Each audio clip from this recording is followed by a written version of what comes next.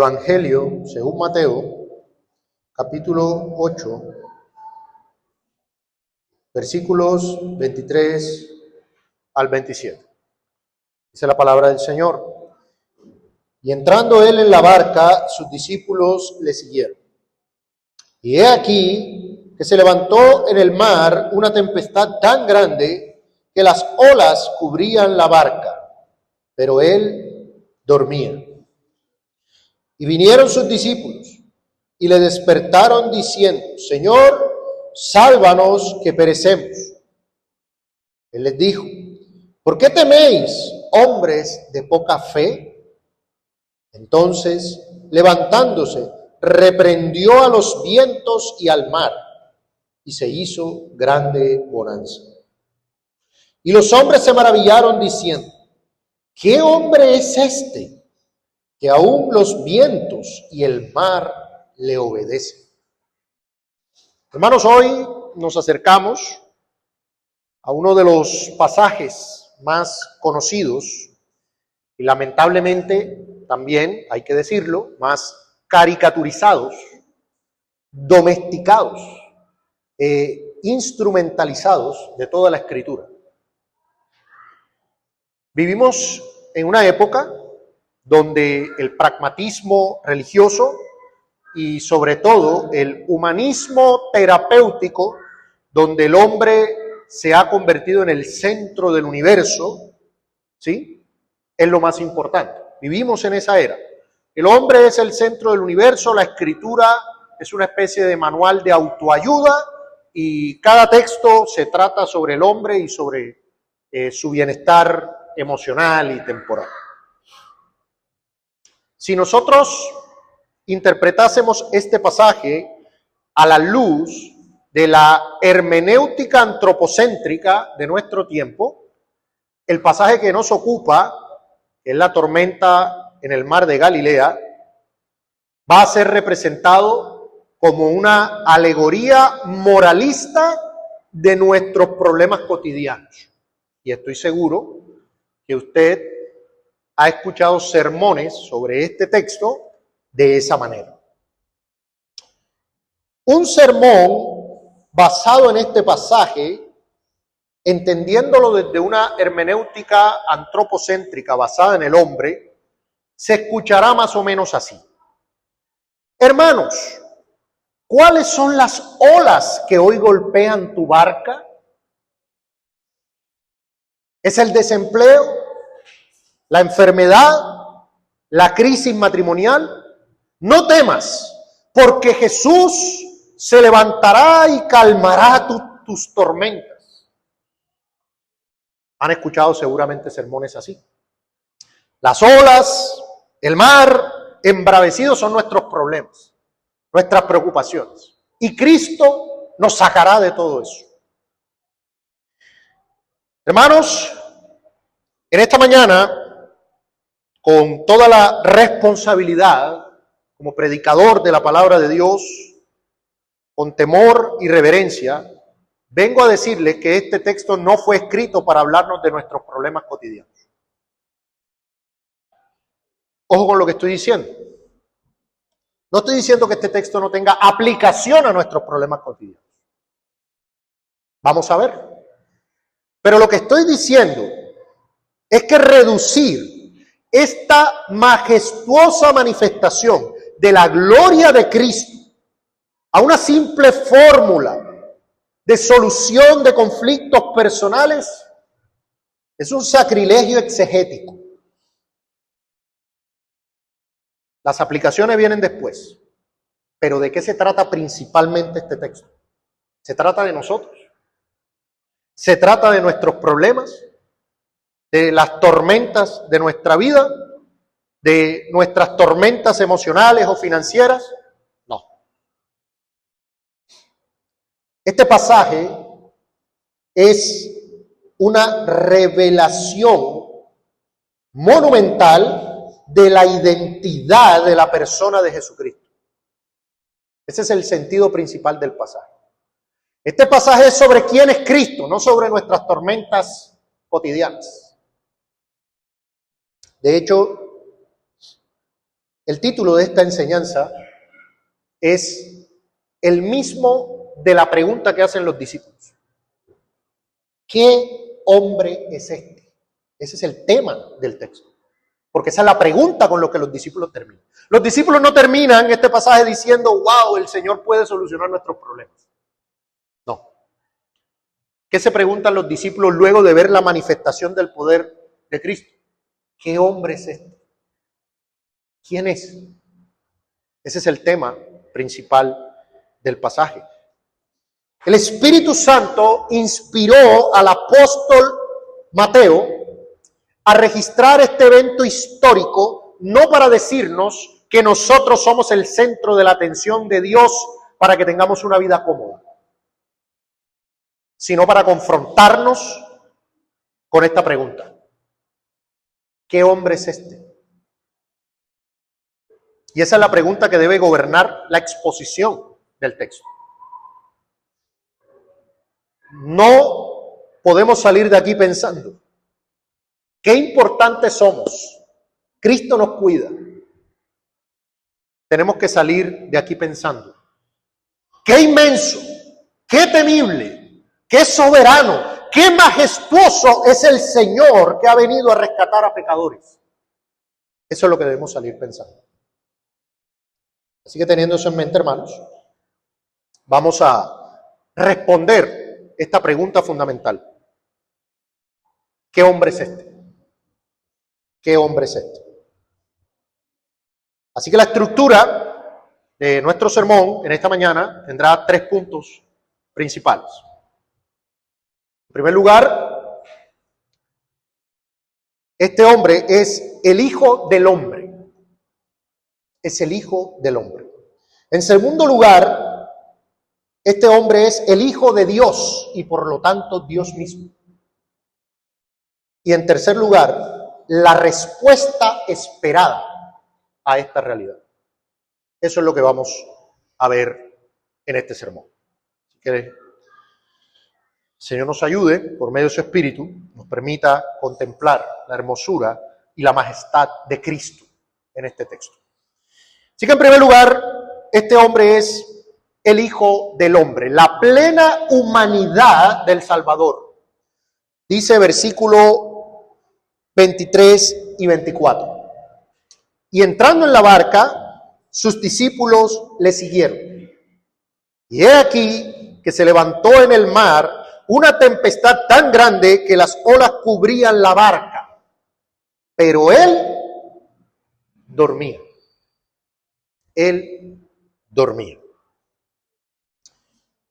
Bueno, para entender la fuerza de este pasaje, debemos ubicarnos geográficamente y contextualmente primero.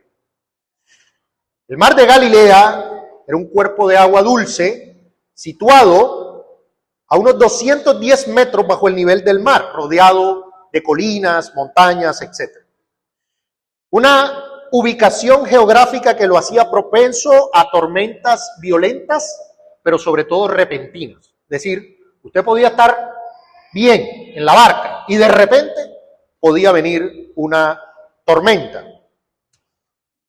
Mateo utiliza una palabra muy particular en el griego para describir la tempestad, porque había una palabra en el griego que era muy común para hablar de una tormenta, hablar del viento, y es una palabra que nos habla de una tormenta de manera general. Y de hecho esa palabra la encontramos en Marcos y la encontramos en Lucas. Pero Mateo, que escribe una audiencia judía, usa una palabra más fuerte, profunda y con implicaciones mayores. Es decir, mientras que Marcos y Lucas usan la palabra tormenta en sentido general, Mateo usa la palabra seísmos, que es más usada para hablar de un terremoto, sacudida o conmoción violenta. O sea, es una palabra más fuerte, ¿sí? Es la misma palabra que usa Mateo para describir los terremotos físicos. Esto nos indica que Mateo quiere dejar en claro que lo que estaba ocurriendo no era una llovizna incómoda, una tormenta en el sentido natural, como la que estos curtidos pescadores conocían. Era una convulsión de la creación. O sea, era una cosa fuerte lo que estaba ocurriendo aquí. ¿Sí? La barca estaba siendo literalmente tragada por esta tormenta. Y yo quiero que ustedes se ubiquen en el contexto. Los discípulos, muchos de ellos, no todos, pero muchos de ellos eran pescadores profesionales. Es decir, habían pasado sus vidas enteras en lagos como ese. O sea, no era algo nuevo para ellos. Eran hombres rudos, habituados a los caprichos del mar. Permítame ponerlo de la siguiente manera, en algo que sea más familiar para nosotros. De pronto, para muchos de ustedes que viven en esta zona y han viajado a pueblos donde han tenido que tomar Johnson o chalupas, este tipo de embarcaciones, es algo normal. Pero para una persona de ciudad, la primera vez que yo me monté en un barco de eso es una cosa miedosa. O sea, uno mira el agua ahí mismo y es una cosa. ¿Por qué? Porque uno no está acostumbrado.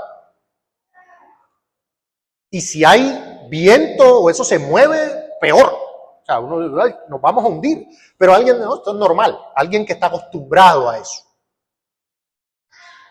Entonces los discípulos estaban acostumbrados a los vaivenes del viento, a las tormentas, a lidiar con estas cosas. Pero a pesar de estar acostumbrados, en esta ocasión estaban aterrorizados. Tenían miedo, temor. O sea, imagínense la magnitud de lo que estaba pasando. Ellos literalmente creían que estaban a punto de morir. Señor, sálvanos que perecemos. Tremendo. Pero es en medio de este cataclismo, de esta tormenta tan terrible que sacude la barca, que el agua inunda la cubierta, que Mateo introduce una frase con total contraste literario. Pero él dormía.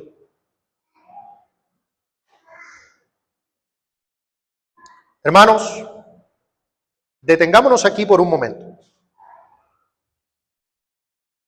Usted lee su Biblia rápido, ¿verdad? Si él dormía, hermano, deténgase. Contemple este misterio. Contémplelo. Aquel que sostiene el universo con la palabra de su poder, aquel que dice la Escritura que no se adormecerá ni dormirá, está acostado en la popa de la barca pesquera, profundamente dormido. Piensa en eso. Piénselo por un momento. ¿Por qué dormía el Señor? ¿Por qué dormía? Porque estaba físicamente exhausto. Había pasado, hermanos, todo el día enseñando, sanando, lidiando, compadeciéndose. Su cuerpo de carne y hueso experimentaba las consecuencias físicas de vivir en este mundo caído, aunque sin pecado. Aunque sin pecado. Aquí resplandece, hermanos, con toda claridad la doctrina bíblica de la doble naturaleza de Cristo.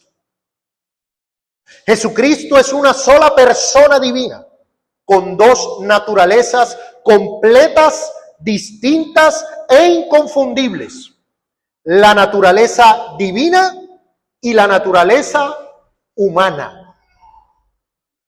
Jesús no era un espíritu, un fantasma que simulaba ser hombre, como la herejía doceta y gnóstica. Tampoco era un hombre ordinario que fue adoptado por Dios, como la herejía del adopcionismo. Él es el Dios hombre. Las Escrituras abundan en testimonios de su verdadera y completa humanidad, como lo tenemos aquí en esta evidencia. No podemos negar esta preciosa verdad. El Señor Jesucristo no solo dormía, sino que las Escrituras nos dicen que Él sintió hambre. Después de ayunar 40 días en el desierto, que nos dice la Escritura, tuvo hambre. ¿Qué nos dice la Escritura? Juan 19:28 en la cruz. Sintió sed. Tengo sed. ¿Qué nos dice? Junto al pozo de Sicar se sentó cansado del camino. ¿Qué nos dice ante la tumba de Lázaro? Jesús lloró. ¿Qué nos dice en el huerto de Getsemaní? Sufrió angustia física y mental. Así que, hermanos, nosotros debemos afirmar, no podemos descuidar la humanidad de nuestro Señor sin caer en graves errores teológicos. El credo de Calcedonia del año 451 lo expresó de manera magistral al definir que Cristo es verdadero Dios y verdadero hombre, cosustancial con el Padre en cuanto a la deidad y cosustancial con nosotros en cuanto a la humanidad, semejante a nosotros en todo, excepto en el pecado. Excepto en el pecado. Hermanos, todos los que trabajamos, las hermanas también en casa, después de una jornada extensa, extenuante, usted sabe cómo se siente eso. Le duelen los brazos, las piernas, su mente está fatigada. ¿Qué es lo único que usted anhela llegado ese momento de cansancio? Cerrar los ojos. Usted quiere ahí recostarse, así sea un cortico del cansancio. Esa era la realidad física de nuestro Redentor. Usted está cansado, extenuado, el Señor sintió eso. Cristo no vivió en una burbuja de inmunidad celestial, como algunos piensan. Era un superhombre, ¿no? Una cosa así. No. Mientras Él caminó en la tierra, su realidad eran las limitaciones físicas, solo que sin pecado. Entonces, nótese toda la riqueza que hay detrás de pero Él dormía. ¿Qué implica esto para nosotros? Hermanos, esto implica la realidad de un sumo sacerdote compasivo. Esto significa que cuando nosotros clamamos a Dios en nuestra debilidad, no estamos hablando con una deidad distante, fría, imperturbable, incapaz de entender el dolor humano. No. Cuando usted clama al Señor, Señor, estoy cansado, no tengo fuerzas, el Señor entiende. No solo en su omnisciencia, sino de forma experimental. Vaya conmigo a Hebreos, capítulo 4. Hebreos, capítulo 4, verso 15. Dice, porque no tenemos un sumo sacerdote, vamos a leerlo desde el 14. Por tanto, teniendo un gran sumo sacerdote que traspasó los cielos, Jesús, el Hijo de Dios, retengamos nuestra profesión. Porque no tenemos un sumo sacerdote que no pueda compadecerse de nuestras debilidades, sino uno que fue tentado en todo, según nuestra semejanza, pero sin pecado. Acerquémonos, pues, confiadamente al trono de la gracia para alcanzar misericordia y hallar gracia para el oportuno socorro. Hermanos, Cristo sabe lo que es la fatiga extrema. Cristo sabe lo que es el agotamiento físico. Cristo sabe lo que es el dolor de la traición. Cristo sabe lo que es la limitación de un cuerpo físico en este siglo malo. ¿Qué implica lo que nos dice Hebreos? Que cuando estemos exhaustos, débiles, nos sintamos que no podemos seguir en el camino. ¿Qué dice el texto? Acerquémonos pues confiadamente al trono de la gracia para alcanzar misericordia y hallar gracia para el oportuno socorro. ¿Estás cansado en tu trabajo?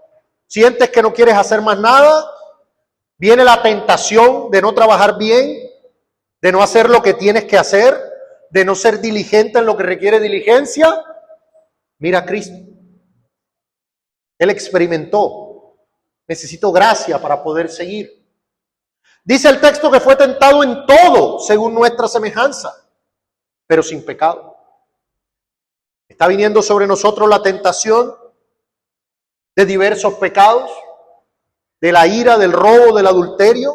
Miremos a Cristo, que en su humanidad fue tentado en todo, pero sin pecado. Acudamos a Él para alcanzar misericordia y hallar gracia. Es una verdad preciosa entender la plena y verdadera humanidad de nuestro Salvador. Pero, aparte de eso, también debemos ver la plena divinidad de nuestro Salvador.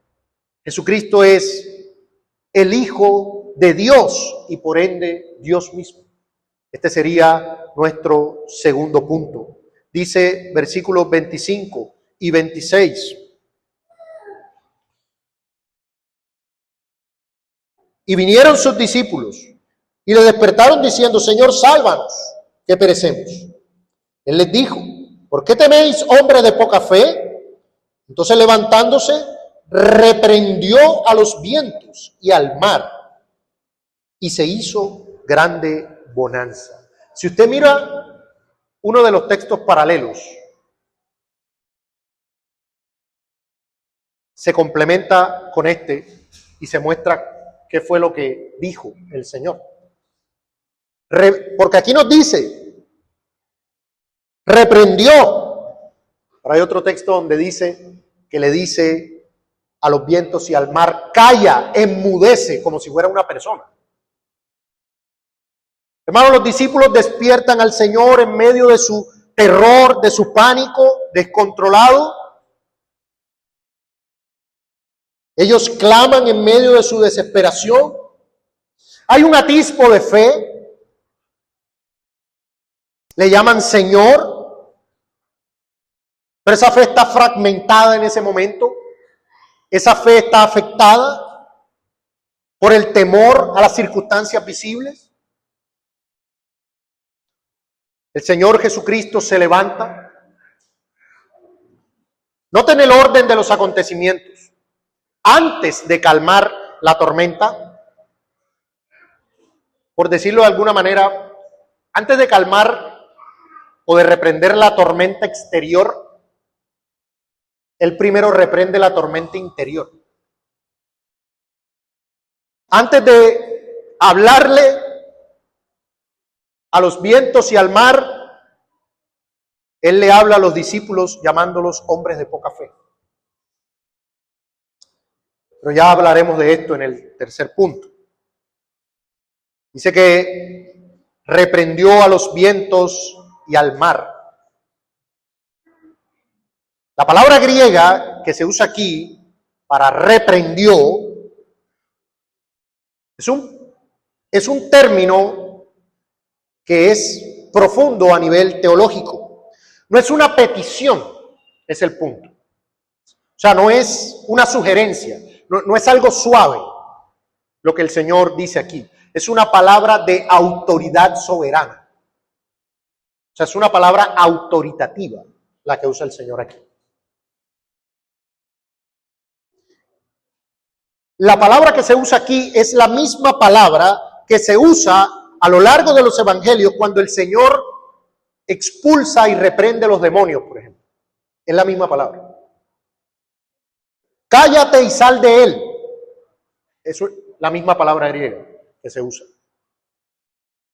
Hermanos, el uso de esta palabra autoritativa muestra que la idea de Mateo es demostrar que Cristo se dirige a los vientos y al mar no como un hombre común que apela a otra autoridad. Y ese es el punto clave si usted ha leído este texto. Hermanos, el Señor, de manera directa, como dueño y creador absoluto, confronta la rebelión y el desorden cósmico introducido por la caída. Él lo reprende. Hermanos, ¿por qué en la creación tenemos desastres naturales, terremotos, inundaciones, huracanes que traen dolor, sufrimiento? ¿Hacía eso parte del diseño original de Dios? Por supuesto que no. Todos estos desastres naturales que traen tanto dolor y sufrimiento son producto de la caída. Por eso es que dice la Escritura que la creación gime esperando ser redimida. Pero ese desorden en la creación, dice el texto, que es reprendido por el Señor y restaurado instantáneamente a la armonía original. Se hizo grande bonanza.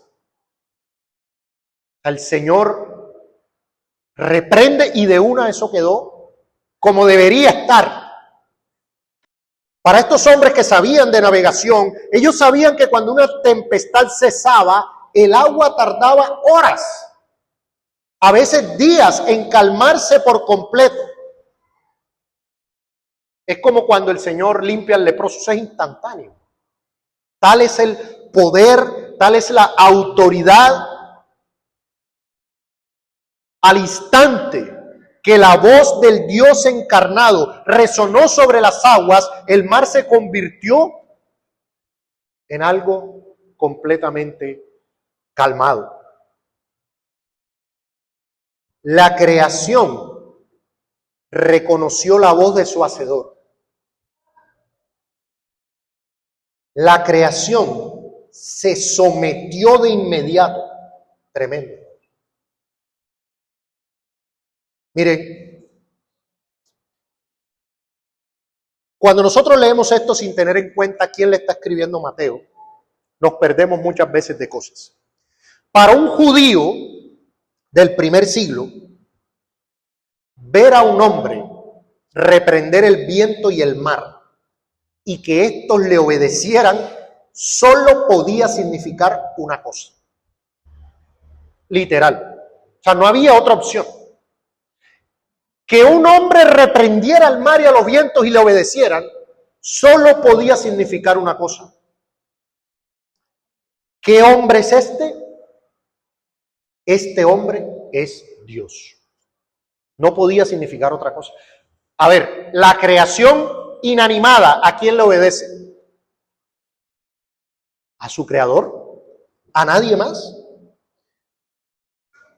En la cosmovisión hebrea y en toda la revelación del Antiguo Testamento, si usted ha leído su Biblia con cuidado, usted va a darse cuenta que el mar es el símbolo por excelencia del caos.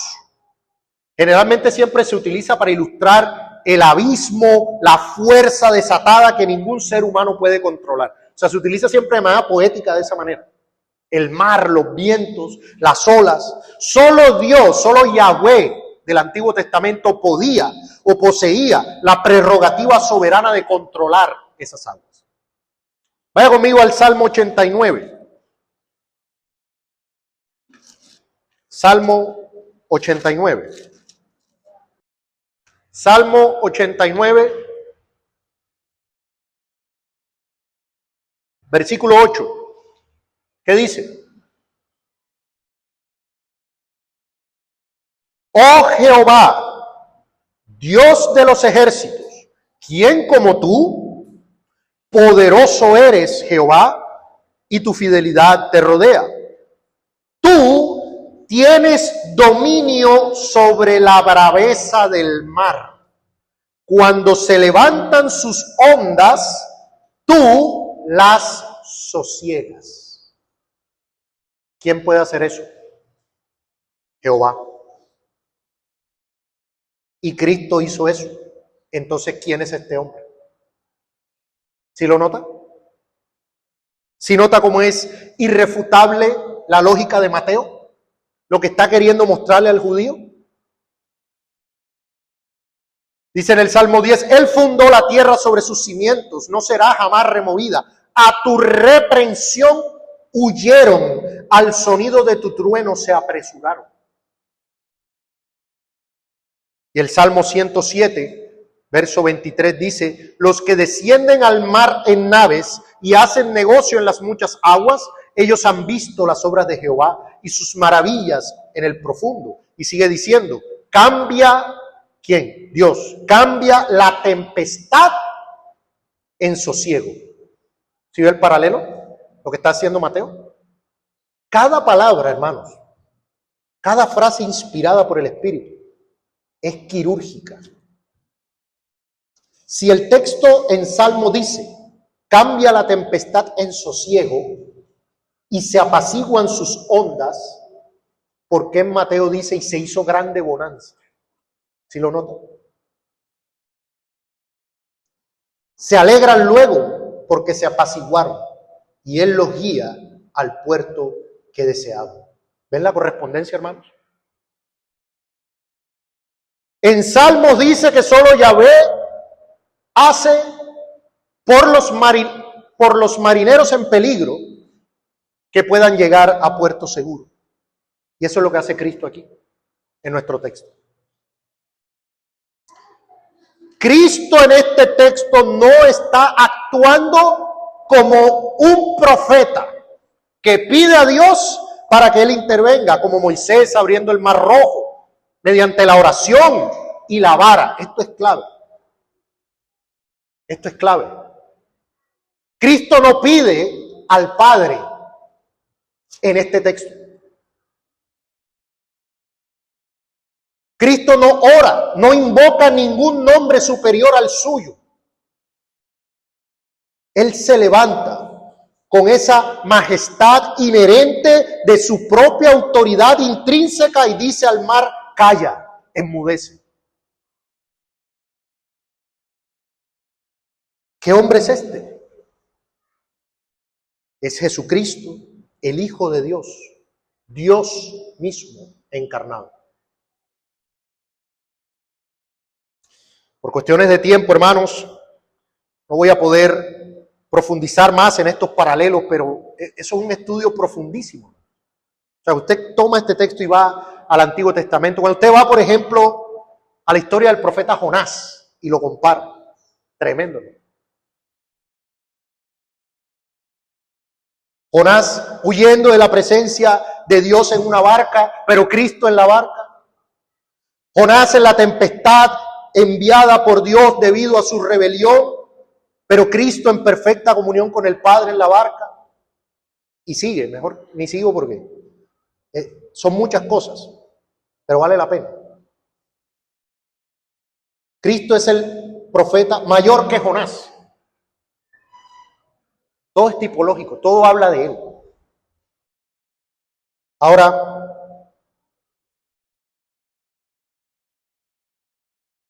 ¿qué podemos aprender y aplicar de esta parte en nuestras vidas, hermanos? Nosotros confesamos que la providencia de Dios en su mano todopoderosa y presente, por la cual sostiene y gobierna el cielo, la tierra y todas las criaturas, va a hacer que algunas de estas providencias golpeen nuestras vidas. Entonces, aquí sí podemos entender lo de las aplicaciones. El fundamento o la idea principal de Mateo es explicar la identidad de Cristo. Pero ciertamente este texto también nos muestra o se aplica de que las providencias llegarán a nuestras vidas incluso si Cristo está ahí. Incluso si Cristo está ahí.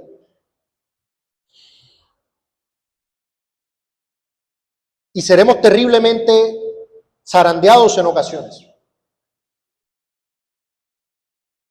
Habrá luchas fuertes. Y muchas veces nos parecerá que Cristo duerme, que está inactivo, que pasan cosas.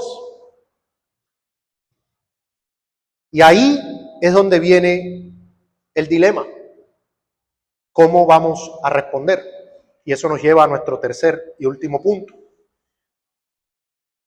La demanda, la respuesta esperada ante la realidad de la identidad de Cristo.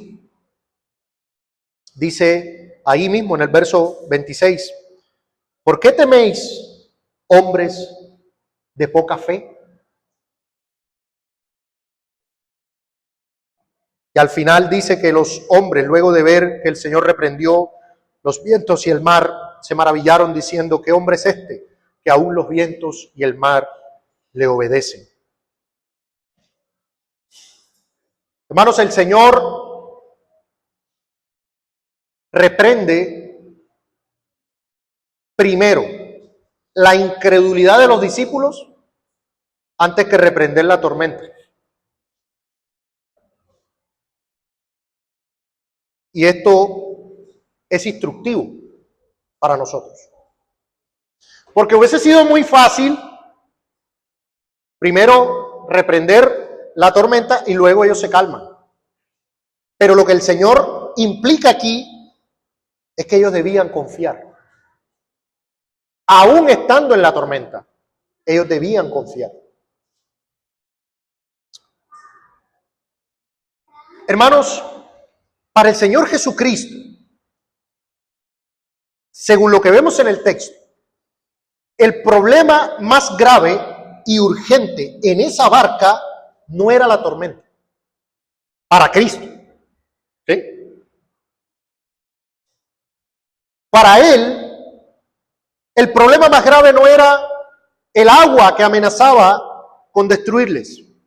El problema más grave era la incredulidad. Era el temor pecaminoso.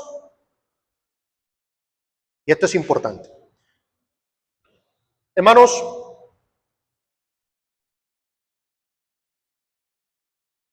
esta pregunta es tremenda. ¿Usted cree que usted en una barca con una tormenta de esa a punto de hundirse no se iba a asustar? Pero la pregunta del Señor es, ¿por qué teméis? ¿Por qué? Yo quiero que usted piense en la profundidad de esta pregunta. Esta pregunta está cargada de un tono de reproche pastoral. ¿Por qué teméis? Haga un ejercicio. Son las 11:43 de la mañana. Piense en cuándo fue el último pensamiento temeroso, ansioso, que tuvo antes de estar aquí. Si no ha sido aquí, que hasta eso es posible, fue antes de salir o fue anoche, antes de dormir. Por lo que sea, por la salud, por la plata, por los problemas, por la familia, por algo usted tuvo un pensamiento temeroso.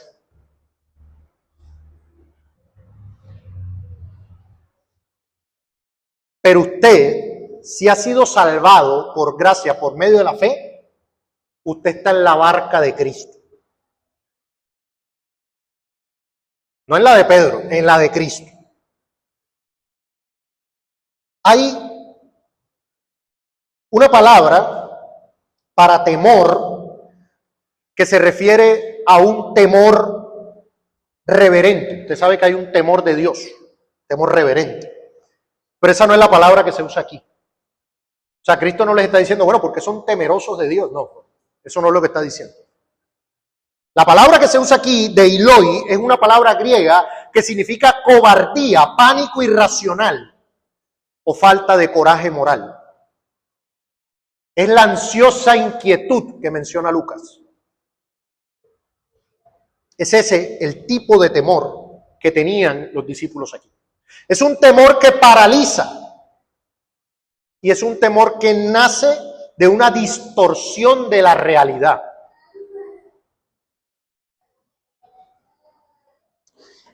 Ahora, noten que Cristo no les dice que no tienen fe. ¿Sí lo notan? Cristo les dice, ¿por qué teméis, hombres de poca fe? O sea, no era que no tenían ninguna fe, sino que su fe era pequeña, deficiente, inadecuada. Piensa en esto, hermanos. Usted ve esta pregunta y yo sé que si usted ha leído este texto, usted diría, pero ¿cómo no me voy a asustar? ¿Cómo no me voy a asustar con esas olas, con esos vientos? Era lógico, es la reacción esperada. Pero permítame decirle por qué la pregunta de Cristo tenía toda la lógica del mundo. ¿Por qué la fe de ellos era considerada poca? Piense por un momento. Los discípulos vieron a Cristo sanar a un leproso solo con tocarlo. Lo vieron sanar a un siervo del centurión a distancia, solo con la palabra. Lo vieron sanar a la suegra de Pedro. Lo vieron liberar a muchos endemoniados. Habían visto milagro tras milagro de poder absoluto. Pero cuando las circunstancias externas cambiaron y se vieron expuestos al peligro de muerte física, olvidaron todo lo que habían visto. Se les olvidó la gloria que habían visto, lo que habían oído, el carácter, el poder de Cristo. Su teología teórica se desmoronó ante la realidad práctica. Ese es el problema de la poca fe. Ese es nuestro problema, hermanos. Porque nosotros tenemos toda esa rica teología en la cabeza y usted no, hay que confiar en el Señor y usted le da consejos a otros. Pero cuando la circunstancia se pone difícil, a usted se le destruye y se le desmorona toda esa teología. Se le cae todo eso. Se cae la estantería, como si fuera un juego de dominó. Viene la enfermedad, el dolor, la dificultad económica, el sufrimiento emocional, y usted se le desmorona toda la teología. Poca fe. ¿Cuál es el diagnóstico de Cristo? Poca fe. Cristo no lo reprende por temer, sino por temer de forma inadecuada. Era normal ver esto y la reacción lógica fue, nuestro Señor está con nosotros. Esa debería ser la reacción. Nuestro Señor está aquí, Él expulsó demonios, sanó enfermos. Él nos salvará, Él hará algo. Pero no, ellos cayeron en un temor paralizante, cobarde. Ese es el reproche del Señor. Su fe era pequeña porque estaba condicionada por lo que veían con sus ojos físicos, no por el carácter de aquel que los acompañaba en la barca. Sus ojos estaban en ese momento más concentrados en la tormenta que en la identidad del Dios hombre que estaba en medio de ellos. Piénselo por un instante. Suponga que usted está en esa barca y está esa tormenta y usted se asusta. Pero si usted enfocara su mirada y su fe en Cristo, sabiendo quién es, ¿usted qué pensaría? Bueno, si nos morimos aquí, estamos con el Señor, ¿cierto? Si la fe fuera adecuada, el Señor hará algo y si este es el momento de morir, pues bueno, aquí está el Señor, me voy con Él. Pero si su fe es inadecuada, ¿qué pasa? Entra en parálisis, en ansiedad, en cobardía y no sabe qué hacer y hace lo que hicieron ellos. Señor, nos morimos y la mirada más allá que acá. Y ese es el reclamo del Señor. Ese es el reclamo del Señor. Hermanos, tenemos que confrontar esa mentira sutil de nuestro propio corazón. Muchas veces pensamos que tener fe significa tener la certeza absoluta de que Dios siempre nos librará de cualquier sufrimiento físico, enfermedad o la muerte física, pero eso no es lo que la Biblia dice. No, eso es presunción, eso es pensamiento mágico, pensamiento positivo, ¿sí?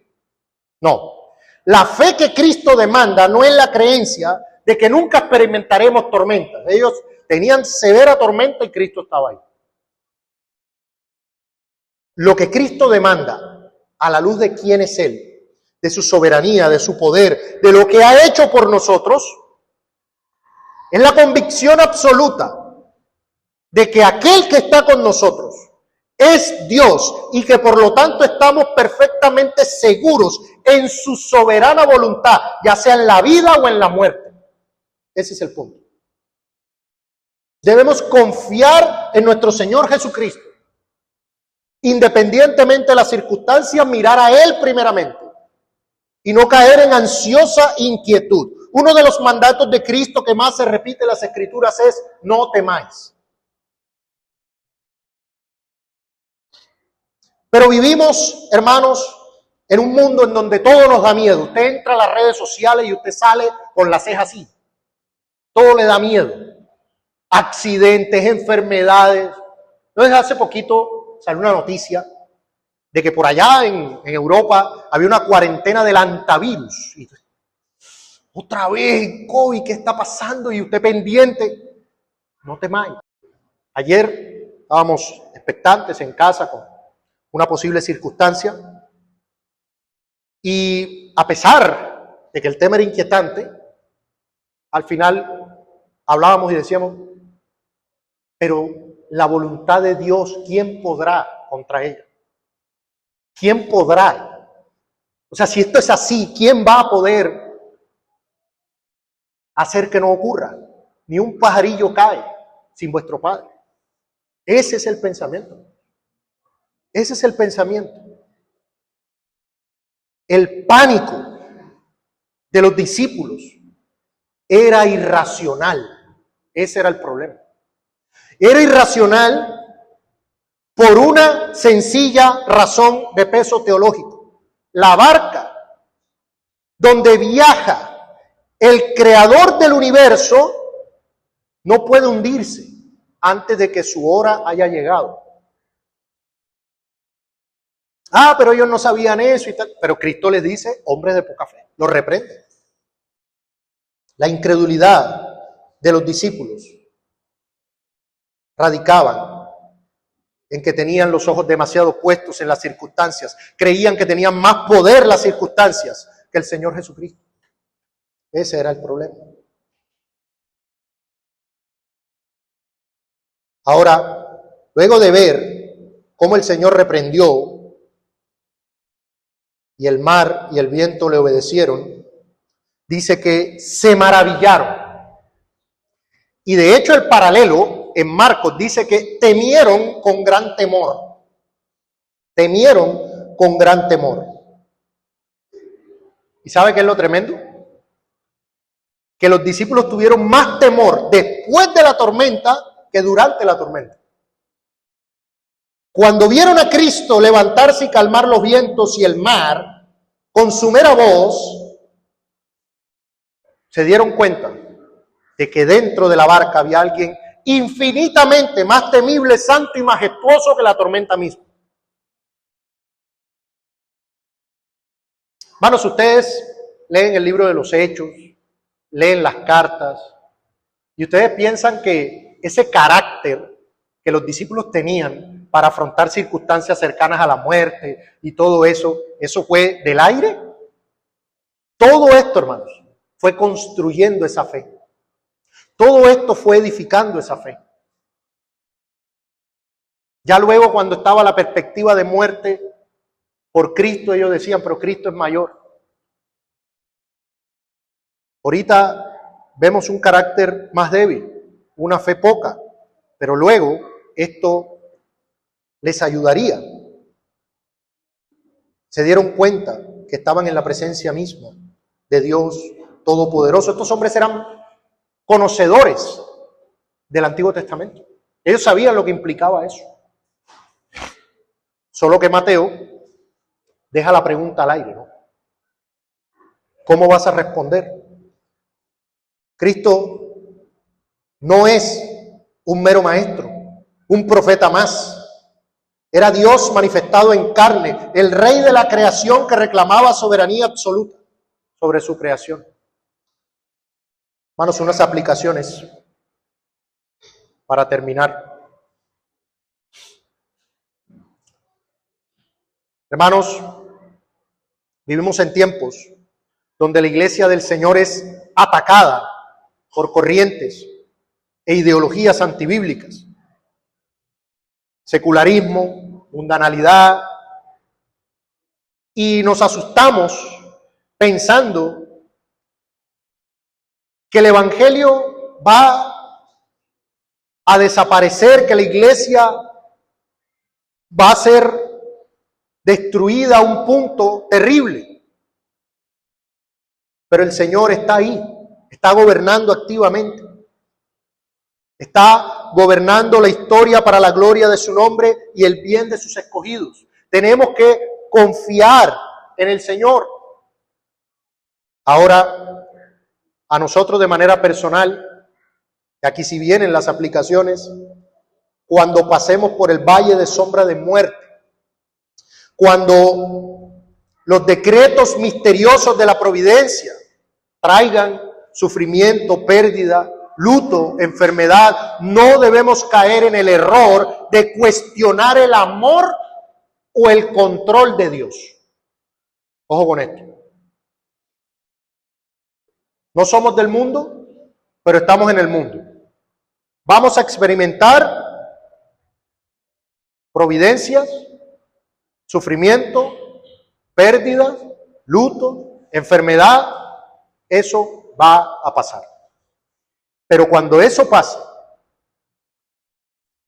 no debemos decir, como los discípulos, en un paralelo se lee que le dijeron, ¿no tienes cuidado que perecemos? Tremendo. Usted está pasando por un dolor, una situación de sufrimiento, y usted va a decirle al Señor, ¿es que no te das cuenta lo que me está pasando? No. Hombre de poca fe, diría el Señor. Hombre de poca fe. No caigamos en el error de cuestionar una de dos cosas o las dos. Uno, el amor de Dios. Y dos, la soberanía de Dios. Si estoy pasando por el dolor o sufrimiento, ¿es que Dios ya no me ama? ¿O es que Dios perdió el control de mi situación? No. Él tiene cuidado de ti. Él tiene cuidado de nosotros. Pero su propósito no es darnos un viaje cómodo y sin turbulencias. Ese no es su propósito. pero sí es llevarnos sanos y salvos a la orilla del reino eterno. Ese sí es su propósito. No hay nada que pueda hacer que no seamos conformados a la imagen de su Hijo, incluso a través del sufrimiento. Pero allá llegaremos. Allá llegaremos. Así que para concluir, al acercarse o al acercarnos a este pasaje, hermanos, debemos contemplar el rostro del Señor Jesucristo en su doble naturaleza y en su majestad absoluta. Él, como verdadero hombre, experimentó el agotamiento físico. Él entiende perfectamente tu debilidad física. Él entiende tu cansancio. Él entiende tus luchas en este cuerpo terrenal. Pero como Dios, como el Yahvé de las Escrituras, que con una sola reprensión soberana silencia las olas, somete a los vientos. No hay poder político, ni fuerza espiritual, ni ley de la física que pueda resistir su voz de mando. Se vienen elecciones, uno se pone nervioso, no hay nadie que pueda contra eso. No hay nadie que pueda contra el Señor. Así que, hermanos, puestos los ojos en Jesús, deja de mirar las olas del sufrimiento temporal más que a Cristo. Más que a Cristo. Mira a Cristo. Contempla su deidad absoluta. Confía en su humanidad compasiva. Humíllate ante su reprensión y dile: Señor, yo creo, ayuda mi incredulidad. Descansa en su poder eterno, sabiendo que Él te va a llevar seguro hasta la orilla celestial. ¿Qué hombre es este? No es un simple maestro moral. Es el alfa y la omega, el principio y el fin, el creador del cielo y de la tierra, nuestro Salvador, Señor y Dios. A Él sea la gloria, la majestad, el imperio y la soberanía por todos los siglos de los siglos.